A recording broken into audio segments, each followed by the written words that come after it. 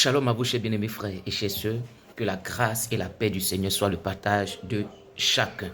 L'Écriture dit en Jérémie le chapitre 29, le verset 11, la Bible dit « Je connais les projets que j'ai formés sur vous, projets de paix et non de malheur, afin de vous donner un avenir et de l'espérance. » Alléluia.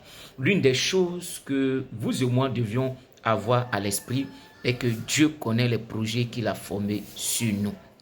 Et les projets conçus dans notre vie ou pour notre vie, ce ne sont pas des projets de mort, ce ne sont pas des projets de détresse, ce ne sont pas des projets conçus à l'oubliette, ce sont des projets de paix et non de malheur, afin de nous donner un avenir et de l'espérance. Mais quand Dieu parle de projets, quand Dieu parle de promesses, quand Dieu parle de bonnes choses, toutes les promesses, toutes les paroles du Seigneur se résument en une seule personne, ou se retrouve en une seule personne, la personne de Jésus-Christ.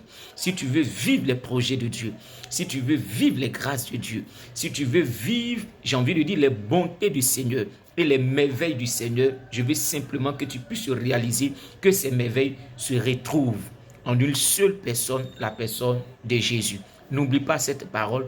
Dieu connaît les projets qu'il a formés sur toi. Ce sont les projets de paix, ce sont des projets de grâce, ce sont des projets de transformation. Mais ces projets trouvent leur accomplissement quand la personne de Jésus de Nazareth. Dieu te bénisse, que sa grâce et sa paix soient ton partage. Ne l'oublie pas, Dieu connaît les projets qu'il a formés sur toi. Shalom.